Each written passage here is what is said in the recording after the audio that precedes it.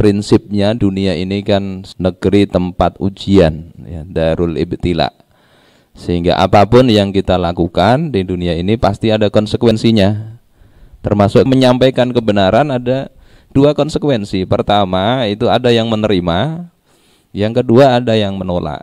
Nah, diterima atau ditolak atau ditentang itu ya sudah menjadi hal yang biasa dalam aktivitas dakwah apapun. Bahkan sejak para nabi sebelum Islam itu sudah seperti itu yang mereka dapatkan.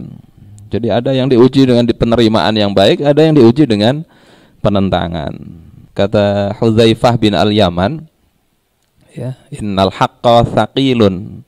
Sesungguhnya kebenaran itu memang berat. Ya. Wa huwa ma'a thiqalihi mari'un. Dan sesungguhnya dengan keberatan dari mengemban kebenaran itu ada manisnya. Jadi manisnya itu bersama kebenaran itu. Jadi bukan ujungnya, tapi saat melakukan kebenaran itu sudah Allah berikan rasa manis itu. Rasa manisnya di mana? Allah berikan keberkahan, ketenangan, insya Allah begitu. Ketika melakukan kebatilan, apalagi bahkan menentang kebatilan, meskipun mungkin fisiknya dia kuat, gagah, perkasa, berkuasa, bersama dengan kekuatan, kenikmatan itu Allah berikan bahaya di situ. Maka lanjutan kata Hudzaifah bin Al-Yaman itu, wal batilu khafif. Kebatilan itu ringan, mudah, menzalimi orang, menghalang-halangi dakwah, bisa naik jabatan dan sebagainya. Seolah-olah menggembirakan. Tapi wa huwa ma'a khiffatihi wabi. Tetapi dia itu dengan ringannya berbuat kebatilan tadi itu ada bencananya. Nah, Al-Quran itu memberikan cerita, ya, kisah-kisah yang banyak dari umat-umat terdahulu itu untuk memberikan pelajaran bagi kita untuk hati-hati sekali. Bahaya itu bisa kita lihat dari dua sisi. Yang pertama, bahaya secara fisik, ya, di dunia mungkin iya bahaya, bisa ditangkap, bisa dipenjara, bahkan bisa dibunuh. Itu terjadi. Ada kisah Nabi Zakaria, Nabi Yahya alaihissalam yang kemudian mereka berdua ini dibunuh oleh penguasa saat itu. Jadi kalau bahaya dari sisi itu, ya bahaya. Tetapi yang perlu diingatkan sebetulnya, baik penentang dakwah, penentang kebenaran, maupun orang yang menyerukan kebenaran, itu dua-duanya kan makhluk Allah Ta'ala.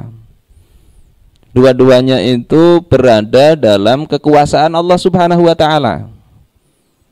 Sehingga sebetulnya masing-masing gak bisa saling membahayakan kecuali atas izin Allah Ta'ala.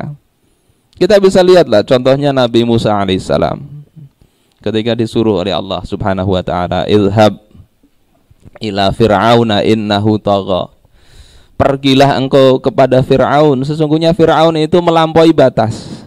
Coba Nabi Musa itu berangkat menuju Fir'aun itu apa kekuatannya?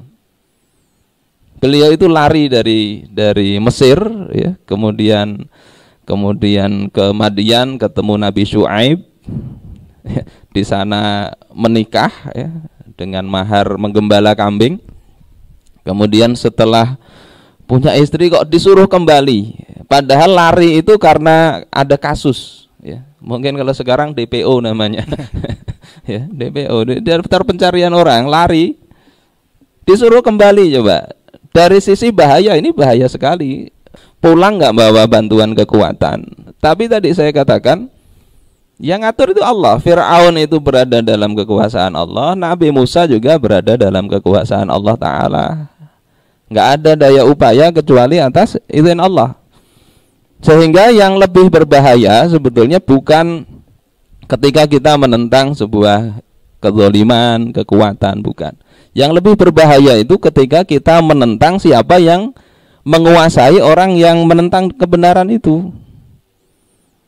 Jadi yang lebih berbahaya itu adalah penentang kebenaran sebetulnya kalau kita lihat dari sisi akidah seperti itu. Mereka menentang kebenaran itu menentang Allah Ta'ala.